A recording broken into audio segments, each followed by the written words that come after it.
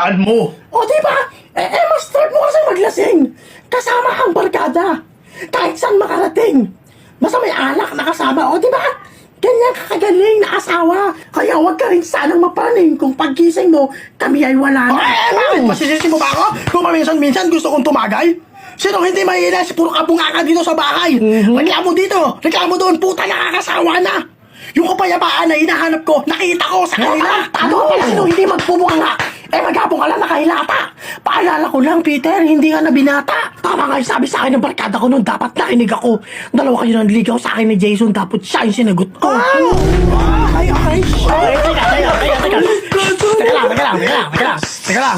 Hoy, baka nakakalimot ka. Sigurado ko, natanda mo pa. Na hindi ikaw ang nililigawan ko noon. Yung kapatid mo na si Linda. Linda? Tita Linda mo.